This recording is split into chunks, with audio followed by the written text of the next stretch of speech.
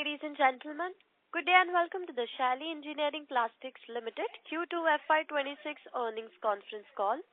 As a reminder, all participant lines will be in the listen-only mode and there will be an opportunity for you to ask questions after the presentation concludes. Should you need assistance during the conference call, please signal an operator by pressing star then 0 on your touchtone phone. Please note that this conference is being recorded. I would now like to hand the conference over to Mr. Amit Sanghvi. Thank you, and over to you, sir. Thank you very much. Good evening and a very warm welcome to all the participants to the Q2 and FY26 investor call. I have with me Sanjay Shah, Chief Strategy Officer, and SGA, our Investor Relations Advisors. I hope you've had a look at our investor presentation that is uploaded on our website as well as the stock exchange. Let me start by giving some highlights on the operational performance and the business performance in the quarter gone by. In Q2 FY26, we have delivered strong revenue growth of 34% to 257 crores on a year-on-year basis, with EBITDA margins expanding by over 1,000 basis points to 31.8%. The growth is attributable to improved traction in our healthcare segment, which showed a growth of 163% on a year-on-year basis to rupees 98.6 crores. The healthcare segment's contribution to the overall revenue mix has doubled to 38% now. Let me give you a short brief on the overall business updates for Q2 FY26. Starting with the healthcare segment, the company actively engaged in global industry platforms, exhibiting at CPHI Worldwide in Frankfurt, PDA Europe in Vienna, and PODD in Boston, where it conducted over 130 meetings with multiple customers. The quarter also marked the launch of our next generation GLP-1 device known as the Shaily Axiom Max. It's a fixed dose pen with no priming required, low dose force, as well as a dose counter, further strengthening the company's device portfolio. In addition, the company also signed 4 new projects with customers across GLP-1 and other therapies. As part of its ongoing capacity expansion, 19 new machines have been installed at the manufacturing facility during Q2 FY26. We're in the process of increasing capacities from 40 million pens to 80 million pens by the end of FY26 to cater to increasing demand and are investing approximately 125 crores for the same in FY26. Looking forward, we expect healthcare segment to grow at over 30 to 40% annually for the next few years. Coming to the consumer segment, we've been awarded 5 new projects from 3 different marquee home furnishings customers, further strengthening our presence in the consumer segment and reinforcing long-standing customer relationships. In the industrial segment, we've been awarded 1 new project from an automotive major during the last quarter. Lastly, on the consumer electronics front, as mentioned earlier on previous earnings calls, we are working on a few products and we expect revenues to begin for this segment in H2 of this year itself. So that is all from my side. I shall now hand over the call to Sanjay to give you the operating and financial highlights. Thank you very much. Over to you, Sanjay. Thank you, Amit. Good evening, everyone. I shall share with you the highlights of our operational and financial performance of Q2 and H1 FY26, following which we will be happy to respond to your queries. During the process, we processed 6,652 tons of polymers as against 6,186 tons in Q2 FY25, a growth of 7.5%. For the half-year period, we processed 13,668 tons of polymers as against 12,088 tons in H1 FY25, growth of 13.1%. Machine utilization rate stands at about 48% in both Q2 FY26 and H1 FY26. We expect this to increase going forward. Exports during Q2 FY26 and H1 FY26 stood at 68% and 72% respectively of total revenue. I shall now brief you on the consolidated result highlights for Q2 FY26. Revenue stood at 257 crores as compared to rupees 192 crores during Q2 FY25, a growth of 34% year-on-year. EBITDA has doubled to 82 crores as compared to rupees 41 crores during Q2 FY25. EBITDA margin stood at 31.8%, an increase of 1,030 basis points over Q2 FY25. PAT stood at 51 crores as compared to rupees 22 crores during Q2 FY25, a growth of 134% year-on-year. PAT margin stood at 20%, an increase of 860 bps over Q2 FY25. Coming to segmental revenue breakup for Q2 FY26, in the consumer segment, revenue stood at 135 crores as compared to 139 crores during Q2 FY29, a dip of around 3%. In the pharma segment, revenue stood at 99 crores as compared to rupees 37 crores during Q2 FY25, a growth of 163%. In the industrial segment, revenue stood at rupees 23 crores as compared to rupees 16 crores during Q2 FY25, a growth of 45%.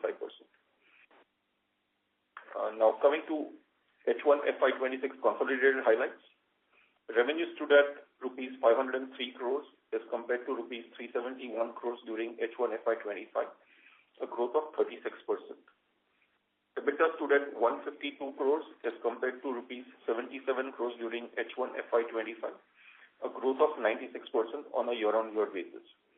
EBITDA margins stood at 30.2%, an increase of 930 bps over H1 FY25. PAT stood at rupees 92 crores as compared to rupees 39 crores during H1 FY25, a growth of 135% on year-on-year basis. PAT margins stood at 18.4%, an increase of 780 bps over H1 FY25. Cash PAT for H1 FY26 was reported at rupees 116 crores as compared to rupees 60 crores during H1 FY25, a growth of 94%. Our ROCE and ROE stood at 42.3% and 32.7% respectively as on 30th September 2025. The growth in business has been achieved with disciplined use of capital. Our debt to equity stands at 0.3x and our fixed asset turnover ratio stands at 2x as on 30th September 2025. Coming to segmental revenue breakup for H1 FY26. In the consumer segment, revenue stood at rupees 286 crores as compared to rupees 271 crores during H1 FY25, a growth of 6%. In pharma segment, revenue stood at rupees 176 crores as compared to rupees 65 crores during H1 FY25, a growth of 171%. In industrial segment, revenue stood at rupees 41 crores as compared to rupees 35 crores during H1 FY25, a growth of 17%. Board of Directors of the company have approved grant of 94,500 stock options to eligible employees of the company under the Shaily Employee Stock Option Plan. This reflects the company's continued commitment to recognizing and rewarding employee contribution while also aligning the interests of employees with long-term shareholder value creation. That is all from our side. Now we can open the floor for Q&A. Thank you. Thank you very much. We will now begin the question and answer session. Anyone who wishes to ask a question may press star and 1 on their touchtone telephone. If you wish to remove yourself from the question queue, you may press star and 2. Participants are requested to use handsets while asking a question. Ladies and gentlemen, we will wait for a moment while the question queue assembles.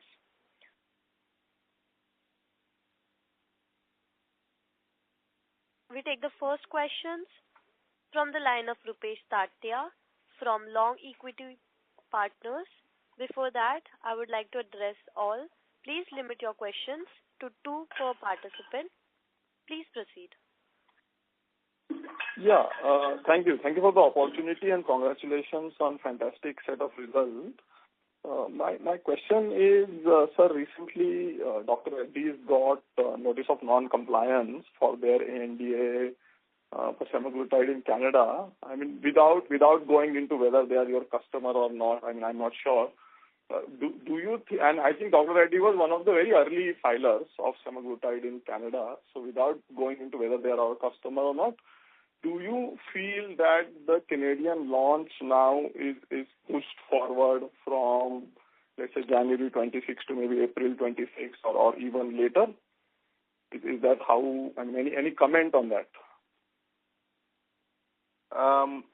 Look, I think, our customers are the closest to the authorities in terms of understanding what's really happening at the moment. But having said that, I have two comments. One is that Shaily as a company, and a strategy has onboarded a majority of the generics for their GLP-1, especially semaglutide, which means if a particular customer, does launches on time or not, someone's going to launch and hoping that we are with them when they launch. So I think our risk is fairly covered from that perspective. Now, again, we're not saying Reddy's are our customers on that program or not. What we're saying is that we've done these programs with several generic majors who have also, several of them have filed in Canada. So we are hoping that we will still be the beneficiary of that launch. Whether launch gets pushed out, I think January launch was always very difficult, given that patent expiry in India itself is March. So we had always planned our launch program based on a March launch in Canada. Now, if a customer launches in January, great. We're very, very happy for them and for our partnership. But I think we had always anticipated a March launch. Okay. So given this, I think I was going through Sandoz Concall also, and I think they are also very tentative about Canada approval. So given this industry backdrop, do you feel that whatever budget we had to sell, semaglutide pens in all the markets, do you feel is there some impact on that, or whatever is our budget, that number still holds? Our budget still holds. So we have started manufacturing and supply, which means, given there's no adverse market condition or health authority conditions, so our budget should still hold. Okay. And any, I don't remember if you have given a guidance, but what is the guidance for total number of pens and then GLP pens in particular in that for FY26? So, Rupesh, we have not been giving any guidance. As Amit mentioned earlier, majority of the people who have filed in Canada have filed with Shaily's device. So that's where we would leave it there.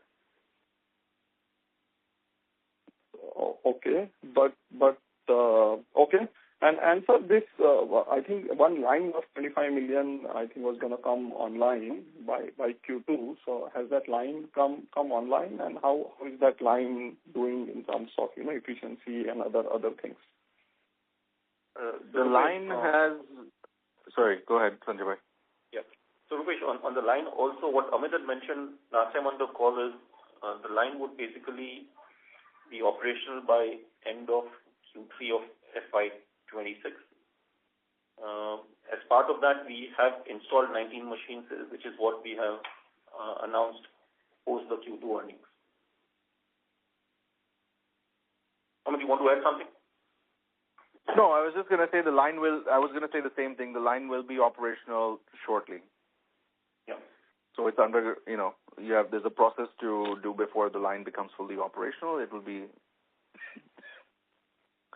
shortly from now. Okay. And then the final question, sir, is on consumer electronics side, where any update, progress in terms of product developments, qualification, all that, and can we see some commercial supply?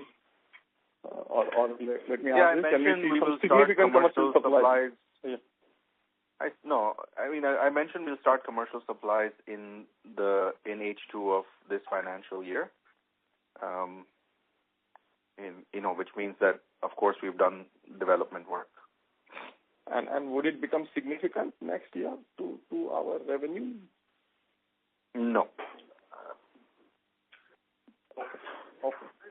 I'll come back in the queue, sir. Yeah, I have more questions. Yeah. Thank you for answering my questions. Yeah. Thank you. Thank you. Before we proceed with the next question, participants, in order to ensure that the management is able to address questions from all the participants, please limit your questions to 2 per participant. We take the next question from the line of Harsh Shah from JM Financial PMS. Please proceed. Yeah, thanks for the opportunity. Firstly, congratulations on a strong execution. A few questions from my side. So firstly, on the gross margin front, especially on a standalone basis, if you could help us understand what has led to such a sharp improvement on a sequential basis. I understand that the healthcare revenue has been doing very well for us, but even if I look for the last 3 quarters on a sequential basis, the healthcare revenue has been growing in excess of close to about 30-odd%.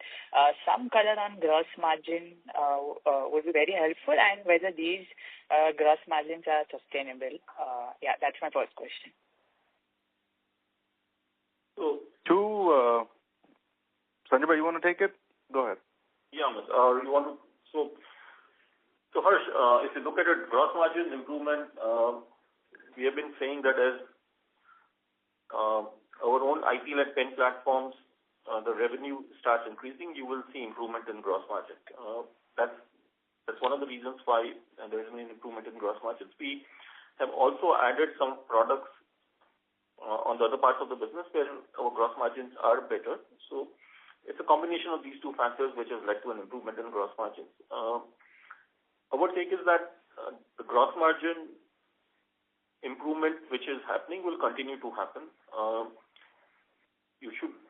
lot of it will also depend on the product mix which we do during that quarter, but our take is that as our own IP-led pen platforms revenue increases, you would see improvement in margins.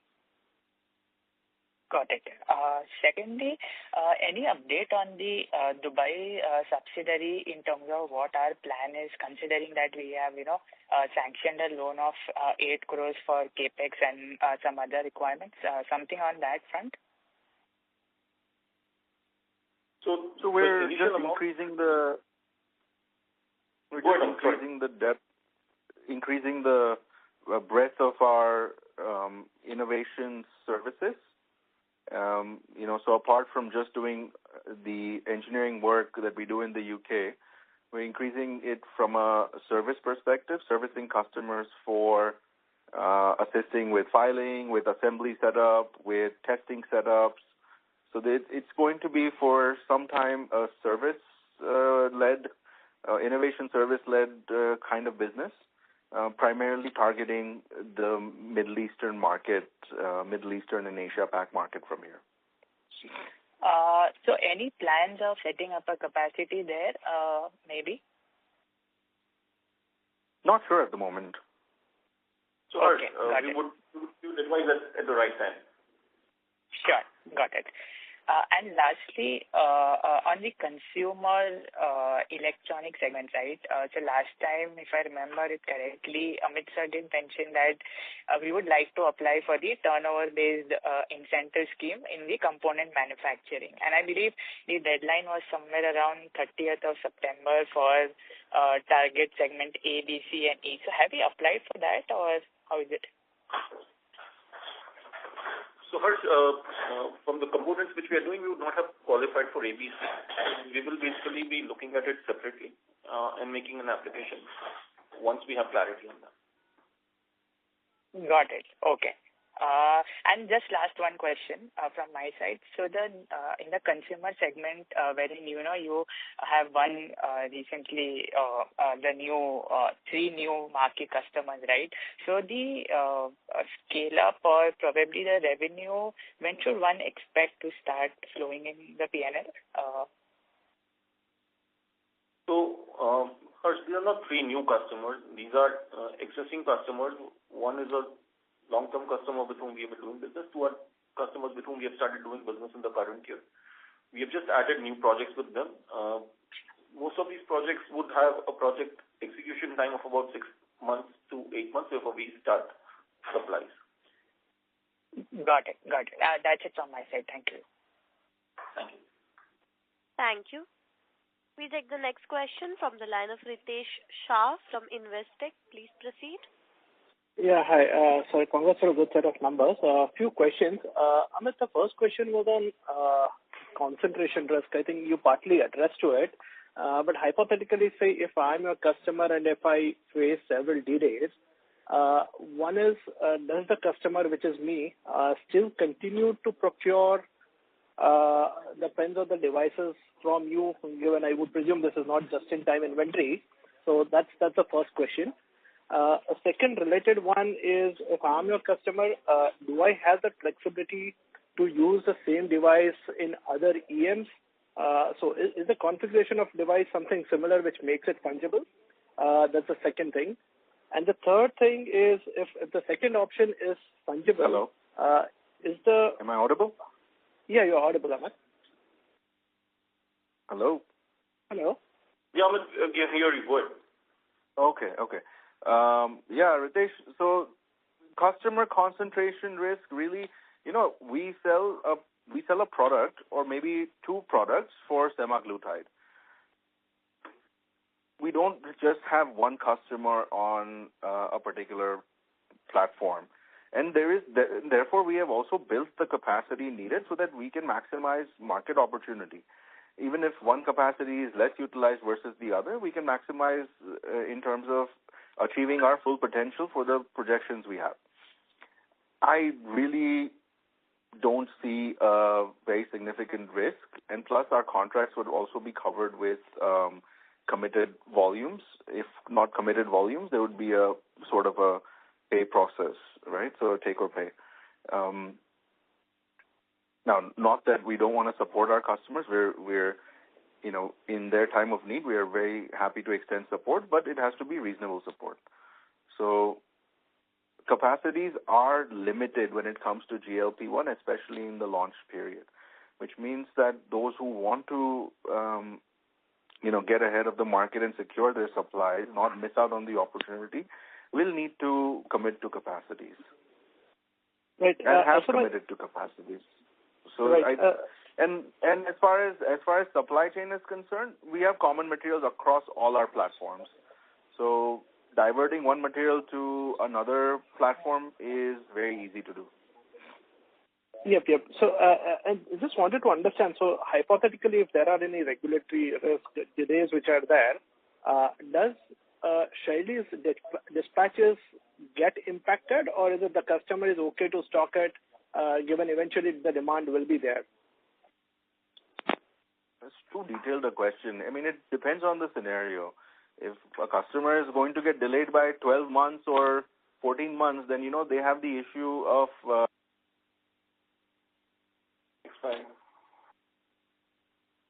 It seems like the line for the management has got disconnected. Please stay connected till I rejoin him.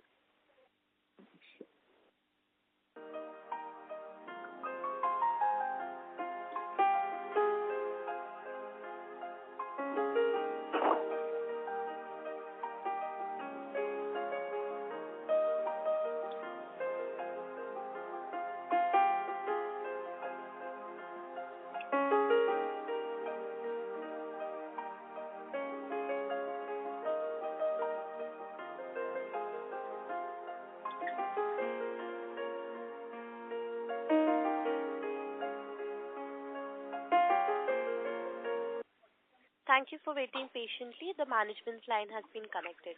You can proceed with your answer, sir. What did you hear last, Ritesh? I think you said this is too complicated a question or too detailed a question, something of that sort. No. So what I said after that was... Oh. I think we lost you over there, sir. Hello? Sorry. I don't know. There's something wrong with my network today. What I was saying is that if a customer is going to get delayed by over 12 months, for example, then what would happen is that supplies will need to be delayed because they will not have enough shelf life when they put the product on the market. But if it's, if we're talking about a few months, a quarter here and there, it doesn't really impact supplies because everybody needs to do the volume built up for the launch. Right.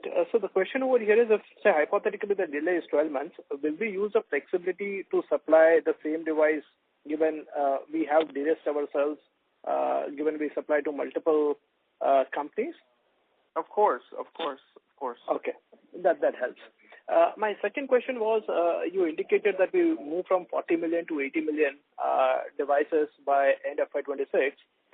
Just wanted to have a sense on how does the insulin pens stack up on the overall scheme of things, given incrementally our focus will be on GLP-1. So, look, we're looking at potentially somewhere around 12 to 15 million insulin, not more at this point. It's all a scale-up on GLP-1. Okay. And would it be possible to bifurcate between pens and auto-injector? Not at this point. At some point in the future, yes, but not at this point. Sure, that helps. And the last one, I think you alluded to the opportunity on consumer electronics. Can you highlight what is the scope of opportunity over here?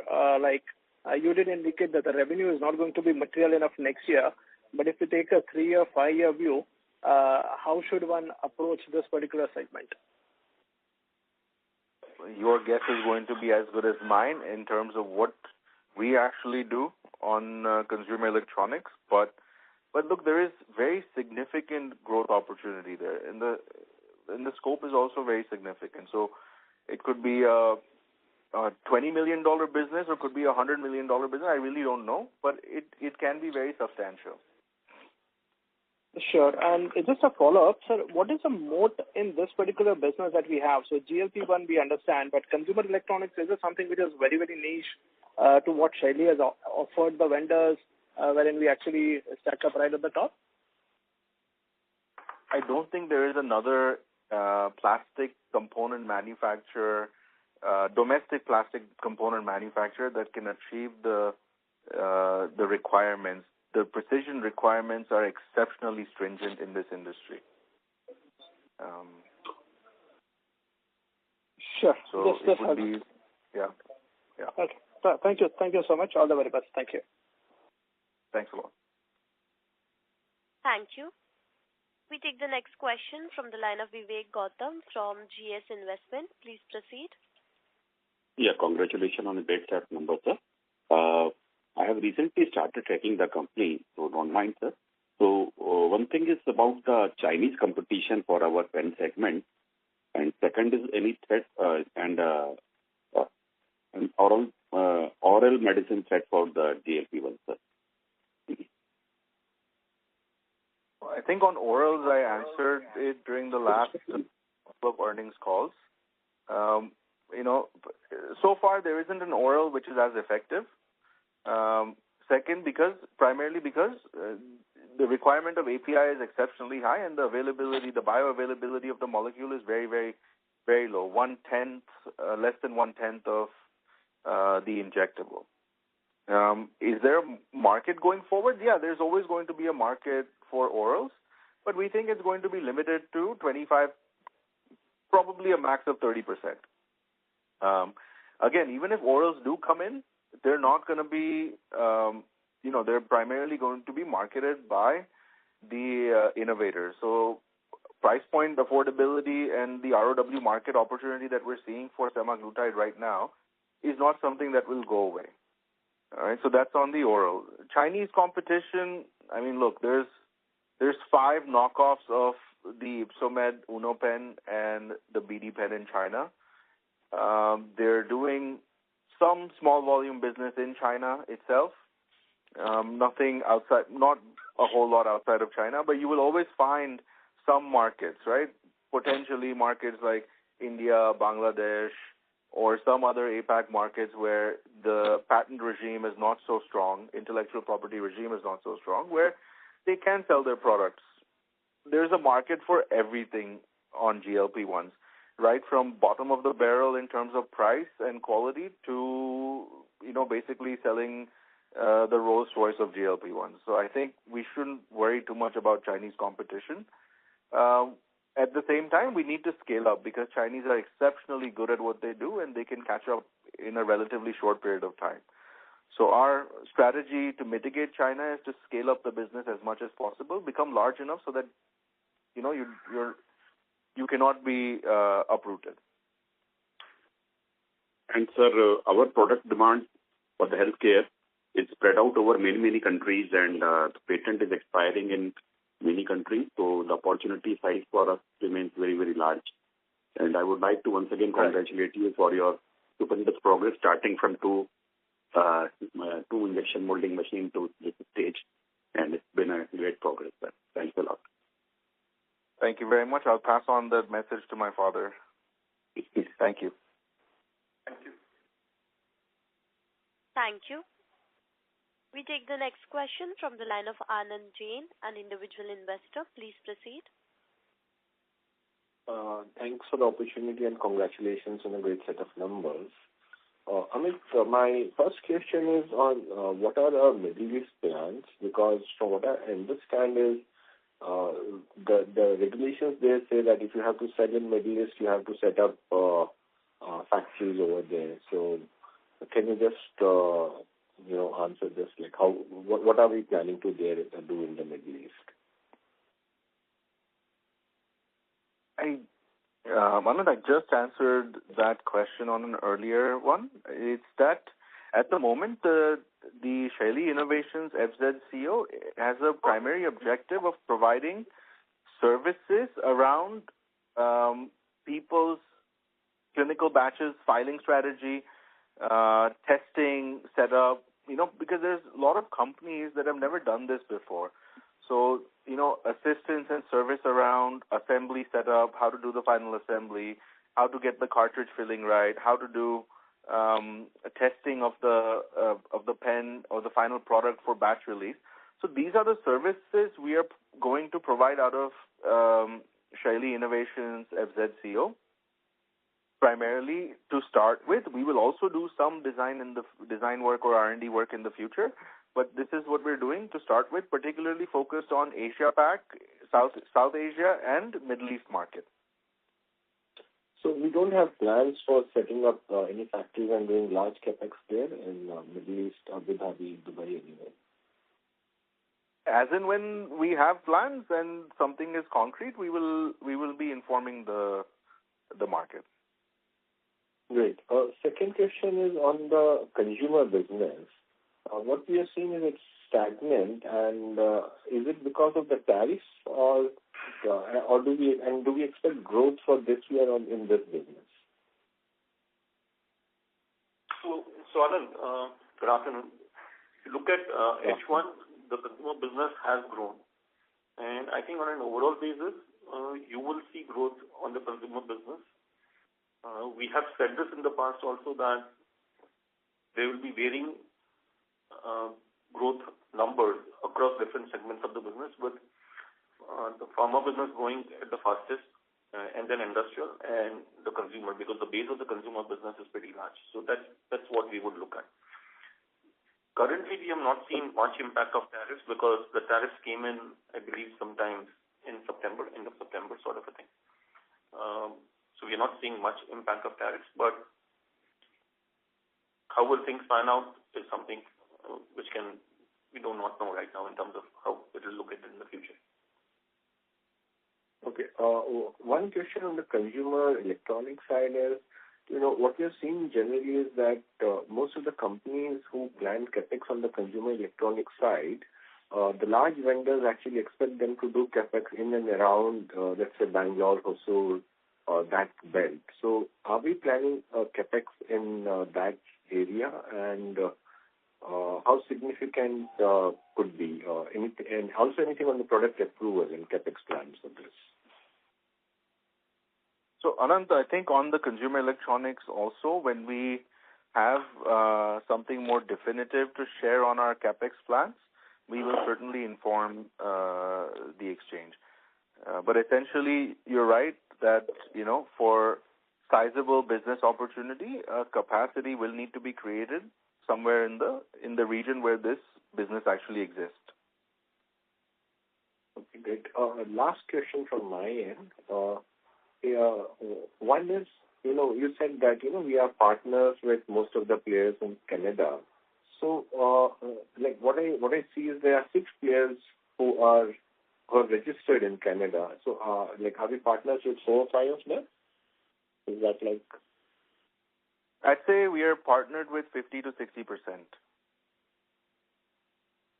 Oh, Okay. Last question. Any new industries that we are targeting in the next 1 or 2 years? Is there anything interesting we are doing in any other industries, which is as high tech as what we have been doing in the consumer electronics side? I think we mentioned semiconductors last time on the last call. So we are building a strategy around the semiconductor business and where Shaily can participate with what specific products. And, some discussions are slightly more advanced, some are slightly more nascent. But again, as and when we have more to report, we will. We have identified the products here in semicon industry. I would assume we have, right?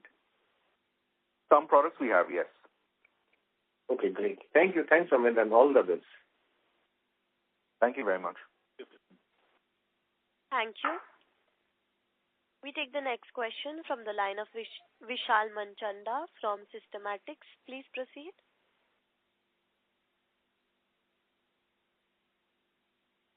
I would request Mr. Vishal to unmute yourself and then speak. Yes. Sorry, I was on mute. My question is, with respect to EBITDA margins, can we expect them to sustain at similar levels in FY27?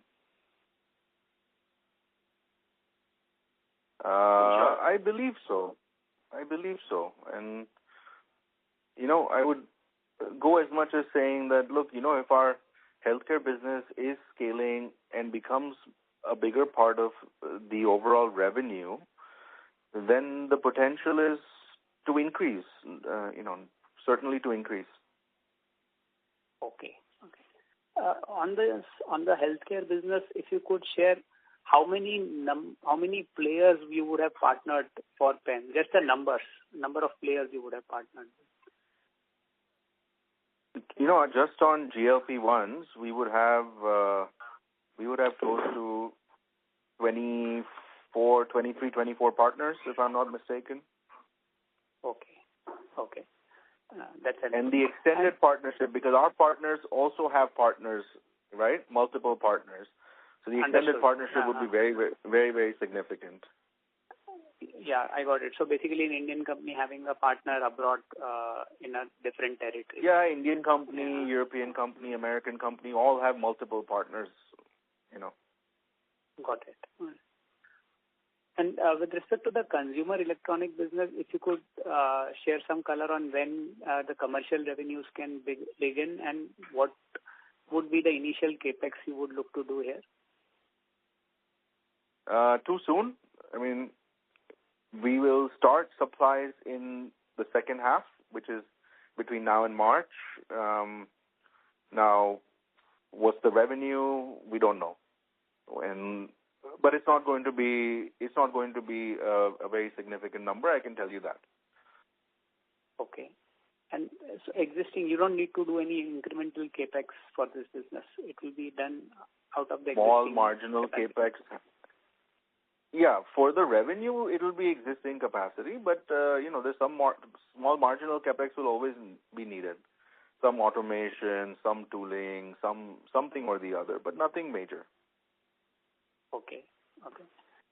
And just this pen that you have introduced in the market, the Axiom Max pen. Yeah. So is this meant for GLP-1s or it is meant for other drugs on the? No, our primary target is next-gen GLP-1s with innovators in mind. I would urge all of our investors to, go on to LinkedIn and see the posts of the Axiom Max. It has been very well received at the conferences, and we're hoping that we will be able to onboard a large global pharma for their next-gen GLP-1 program. So how would this be better than the existing pens that are used for GLP-1s? So the existing pens are pens kind of, improvised for GLP-1s. If you look at most GLP-1s, they're fixed dose therapies, yet still go into a multi-dose or variable dose pen. So the Axiom Max has four major advantages. First, it's a true fixed dose, which means a user cannot dial anything else but the dose that is intended. So which means there's an underdose prevention, overdose prevention. We found through research that over 96% of users don't prime the device before first use. And when you, of course, when you don't prime, you are going to underdose. So we have taken the priming out of the device. Our device is good to go, dose accurate from the first dose itself. One does not need to prime. Okay. And lastly, that it has a lot of these are once a week therapies, and new therapies that are coming out are going to be once a month therapy. So it's not very easy for the user to track how many doses they've taken, when will the pen, when will it complete, and when will they need to order a new one or get a new one. So we put a dose counter in it. And the dose counter really helps with understanding that, what is left, when should you reorder, etc. Understood. I don't know if there is a way for me to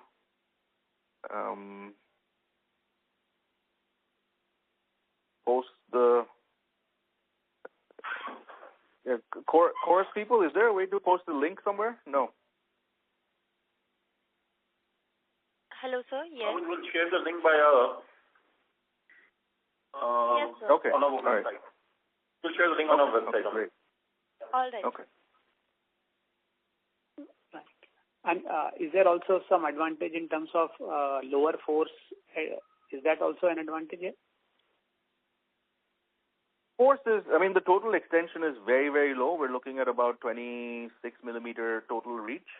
So if you consider, let's take one of our competitor devices, and semaglutide as an example, then most of our competitor devices will be dialed up to something between a 42 and a 50 millimeters in terms of length. So it's a very tedious process to actually inject it. So our extension for the thumb is half of that. And the force is low, of course. Understood. Okay. Thank you very much. This is very helpful.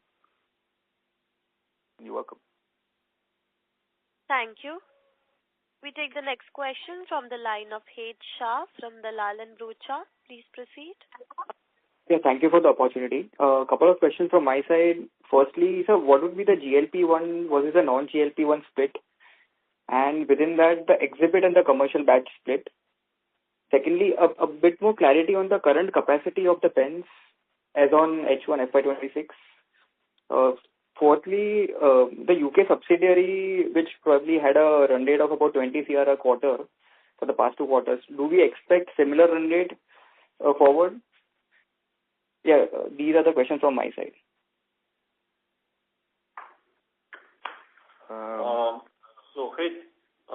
I think we don't give the split between GLP-1s, non-GLP-1s, or a mix of what we do between exhibit batches and commercial supplies.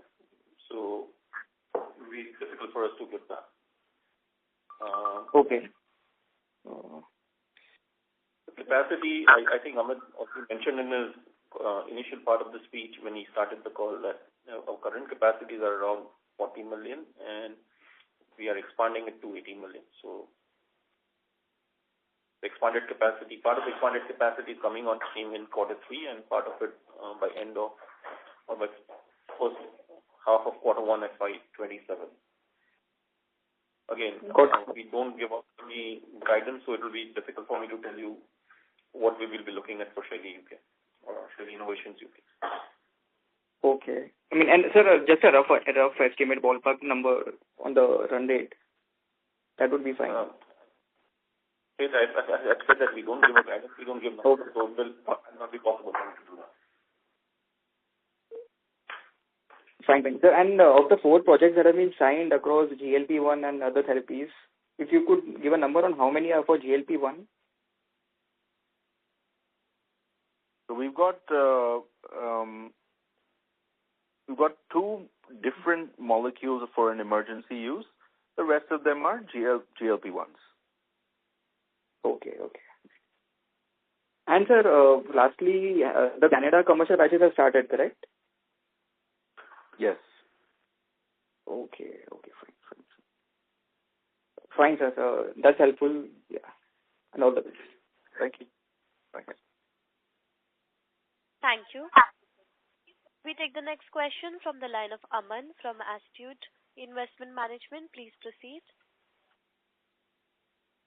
Yeah. Good evening, sir. My first question is on Shaily UK part. So we have added a lot of senior people in our team over the last 6 months to 1 year, and some big consultants also. So could you talk about, say, as of today, how many projects we are doing actively, and what is your vision for this division over the next 2 to 3 years? All right. So look, so far, we've been taking on several projects a year, ranging, from maybe 4 to 5 to peaking at 12, 13 in a year. And this has primarily been with the generic opportunity for GLP-1 and insulin. Going forward, we are looking at increasing the complexity of our innovation, especially drug delivery. So, apart from the next-gen GLP-1 device that we just launched at PDA, we're looking at potentially participating in the insulin delivery using patch pumps. We're looking at some complex drug delivery using our Mira on-body injector. These will become multi-year engagements with the customer. They will not be, they will not follow the generic model where we take on multiple customers on the same platform for the same molecule. These will be, they will tend to be a little bit more exclusive and have a multi-year engagement where our teams are deployed for, really penetrating into the large global pharma innovator molecules kind of business. So that's sort of where the focus is. Will we continue to generate the same type of revenue that we're doing in UK? I am fairly confident that's going to also continue to increase. I don't know if that answers your question. Sure, that helps. So on the recent conferences that you have attended, so you mentioned 130 meetings. I don't know if you even remember, but is there a like-to-like remember for last 1-2 years? I just wanted to understand, has this scaled with we adding a lot more devices, or normally this 130 number is there? And also, were these meetings mostly for our new Axiom Max device, or most of the meetings were still for our, say, generic platforms which we already have? So, because Axiom Max is such a focus area for us, we had 18 meetings for Axiom Max. The rest of them were for our other platforms. Some of our other platforms, like the Neo spring-driven pen, are also devices that are being discussed with innovators. But Axiom Max, of course, had 18 meetings across 3 exhibitions. And this 130 overall meeting, is this a common phenomenon for Shaily, or has that? No, it's not. Last year in Milan and this year in Frankfurt. Last year we probably did 80 to 90 meetings. This year we did 130. But the number was before that probably half of that. Sure, sir. And my final question is on the generic launches. So one is obviously Canada, but say Brazil, India, Turkey, these big markets are also coming up. So I believe somewhere in Q1 the patents are going off patent. So is there any impact of delay because of delay in Canada, the same authority sharing their files across various geographies? That is number one question. And number two question is, Canada, you talked about 50-60% market share, but say Brazil, Turkey, India, these are other 3 big markets. Roughly, if you have an estimate for market share in these. It's difficult. I know India, I can comment. I think India, we have a fairly dominant position. But I would assume that those who are doing India, Canada, Saudi will be the same folks, along with some regional players in markets like Turkey and Brazil, right? I believe we would still have a single dominant position. So still the single largest supplier of devices, but I don't know if it'll be 50% plus or it'll be 20, 30% or 40%, to be honest. And the first question about timelines for the launch in other market, does it have any impact if, say, Canada delays for everybody, then does it have any impact? Canada has no impact. No, Canada has no impact on any of the other markets. Sure. That is all from my side. Thank you. Thank you. Thank you. We take the next question from the line of Ankit Gupta from Bamboo Capital. Please proceed. Thanks for the opportunity and congratulations for a great set of numbers and the response we have received from various conferences, including CPHI. Sir, on the breakthrough on the innovator company side, as you are seeing the kind of response Axiom Max has received. So let's say over the next one and a half years, do you think we can, given what visibility we have or the discussion that we are having with some of the innovator companies, we can have some breakthrough with these innovator companies and we can start supplying commercial orders to them? No, commercial orders, yeah. Can we have a breakthrough? Absolutely. We think we can have a breakthrough. We cannot start supplying. When innovators take on a device, their program launches are typically going to be 3 to 4 years hence. So, innovators start very early on in their pipeline with the evaluation and the finalization of a device. I don't see Axiom Max being on the market for 3 years, for the next 3 years. But it's not about the 3 years. It's about getting the right partner to work with where, your scalability could be in potentially 100 million plus devices. That's the whole opportunity. Sure. But let's say for the new programs, I understand. But let's say adding up and replacing some of the existing suppliers by our pen, is that possible in already commercially launched products of the innovators? If the innovator has adequate margin and not on cost pressure, because there's a lot of R&D work that's gone behind it. So we don't intend to sell it at a cost plus. So if an innovator is using it as a strategy to increase their market share, then sure, it can. If not, we would also be careful about where we participate, with the Axiom Max. We need to make sure it's going to be a very large, scalable molecule. But for other products like Neo or other spin-driven devices of ours? Neo has already got plenty of opportunity, and it's the traction is only increasing. So Neo, we don't see an issue.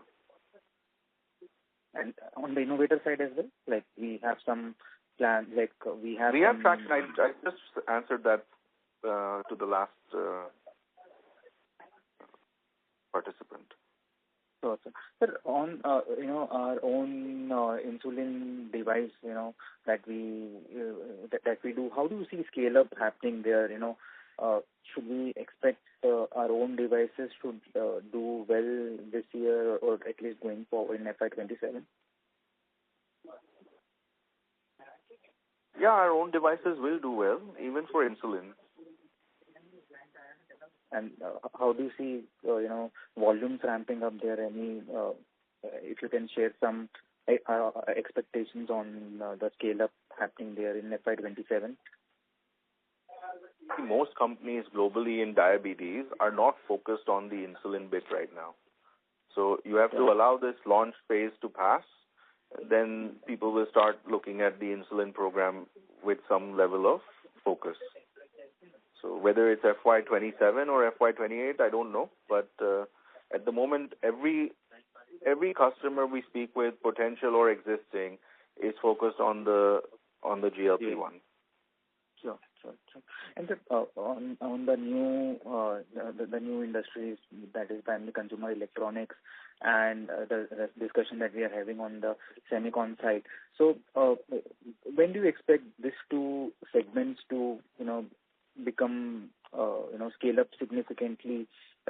Given how things are shaping up on the healthcare and GLP side, do you think 28, 29 this can start contributing meaningfully? As you have said, 27 looks it will scale up, but given how healthcare is scaling up, it will still be a lower proportion. But let's say 28, 29, how do you see scale up happening there? So we see some sizable revenue for the segment, especially in 28, and then from there it can scale fairly quickly. But the first decent size will only come in 28. I'm pretty sure we will do supplies in 27, but I don't think it's going to be a very significant portion of our overall revenue. Sure. And this last question on, since, we'll see scale up happening on the SEMA side, on the pen, on the, from next quarter onwards, do you think, in terms of healthcare revenues, 100 crore, or almost, touching 100 crore and 50 crore PAT for this quarter becomes a base for the growth for coming quarters? Or there was some impact of exhibited batches or, Shaily innovations which we have seen in this quarter, there can be some impact going forward of those in our numbers. I mean, look, quarter on quarter, the healthcare business is sometimes a little, sensitive in the sense that, but this should become our baseline. So we should do better every quarter. Sure. Thank you. Thank you, Mr. Thank you. Thank you. Thank you. We take the next question from the line of Sanjay Kumar from iThought PMS. Please proceed. Hi, sir. Thanks for the opportunity. The first question on Wegovy. If I look at the trial status in India, there are at least 10 companies doing the Ozempic trials, but there are only 4 or 5 companies that are doing the Wegovy trials. So do you think it doesn't matter if customer is launching only Ozempic, or will we miss out if our customers don't launch Wegovy, because that's the weight loss version, whereas Ozempic is the diabetes version? In India, you will see one drug being interchanged for the other very frequently, and it's even those that are not doing Wegovy right now will eventually do it. So I'm not sure if it makes a lot of difference, to be honest. Okay. Then there's already Canada. There's already significant off-prescription use of Ozempic and Mounjaro both in India. So okay. What about Canada and Brazil? So Canada, you will obviously have specific Wegovy launches. Yeah, there will be, but they will because everybody has filed Wegovy much later. So you will see approvals also come in later. It will be Ozempic to start with. And Canada market predominantly is a Ozempic market at the moment. Okay. And you mentioned that we have 23 or 24 GLP-1 projects or partners. Can you give the breakup between Ozempic and Wegovy? Sanjay, everybody who's done Ozempic would have done Wegovy as well. Wegovy in every market except the US is in a pen. So it's essentially the pen which is the dominant market at the moment. When US launches, it will be both pen and auto-injector. Okay. No, the reason I asked was I heard that in India you're supposed to file separately for Ozempic and Wegovy, and would it be the same case in Canada and Brazil as well? Yeah, you would have to file separately. Oh, but okay. People's Wegovy programs have just happened later. So, okay, got it. All right. So second question on our capacity, we're going from 40 million to 80 million. A few quarters ago, we had mentioned that we are expanding Toby 2, but in Q1 call, you only spoke about Harmony and Neo. So are we expanding Toby? If yes, what would be the quantity and for which market? We are expanding Toby, short answer. Quantity, not fully developed yet as a projection or business plan, but we are going to add somewhere around 10 million Toby capacity additional. Okay, and this is part of the current capex, or this will come a bit later? No, some of it will come now, some of it will come in 27. Okay, and which market will this be for, sir? All our products, customer take it to different markets, but it'll be a global product. So it'll go to Europe, it will go to Middle East, it will go primarily at the moment we'll go to Europe and Middle East. Then we see. Okay. Next question. So apart from regulatory approval, what other risk do you see? Say something not in our control, like say assembly of our pens. Have we tested the assembly of our pens at the, let's say, the customer end or the customer CDMO partner end? Because BD and Ipsomed pens are more established platforms. So the companies making these assembly lines, have they configured it for our platforms? I mean, of course, you have launch coming up, so everybody's doing commercial volumes now. Okay. So the only risk that you see is regulatory approvals. Primarily regulatory approvals, and then essentially, how much market share generics take up from the innovator. Okay. Got it. And Axiom Max, just one question on it. So does the dose counters have any patent around it? Is it common available mechanism, or is it unique to us? No, it's unique to us. We have filed all the patents before we launch the device. Oh, okay. Perfect. Okay. All right. And final question, so just an extension to the previous participant's one. So semiconductor or, say, consumer electronics, not near term, but let's say 5 years from now, I don't think they can match healthcare segment, but can they be as big as the eye care business for us? Well, again, too soon to tell. Right? 5 years, who knows? I mean, Okay. opportunity is there because we see the market. We see the market size, right? So. Yeah. So, can you give an estimate on the market size? No, I cannot. Okay. I mean, you look at the combined consumer electronics being sold globally, and then what is being manufactured out of India, and how that will grow. It's a very large opportunity. But what will happen to Shaily in 5 years? I really don't know. Okay. Got it. All right. I think that's it from my side, sir. All the best. Thank you. Thank you very much. Thank you. We take the next question from the line of Kunal Bhatia from Dalal & Broacha Stock Broking Limited. Please proceed. So thank you so much for the opportunity, and congratulations on a great set of numbers. So I know many people have asked you a lot about Canada. Just one question from my side on the same. So you were expecting the commercial launch to happen, say, in the March period. But now, looking at the current situation, what's your concern, and what kind of delays do you foresee if they were to happen? I don't foresee, to be honest, a delay. Now, whether March becomes April or February, I really don't know, but I don't foresee a delay. If it's not one, it's the other. Someone's going to launch, someone's going to get approval. And really, in the grand scheme of things, I don't think it makes much of a difference, even if it is out by 2 months. I'm not saying it is. I'm saying even if it is. My understanding is that Health Canada will give, given that if you look at the last 2 years, there haven't been any significant queries. This has recently cropped up, but I think file reviews should be coming to an end. Okay. And so the commercial batches, are they in line with your expectation at this point in time, or they are slower vis-a-vis your expectation in March? We delayed commercial batch manufacturing by a month and a half, but apart from that, everything else is in line with the expectation. Okay. Thank you, sir. Mm-hmm. Thank you.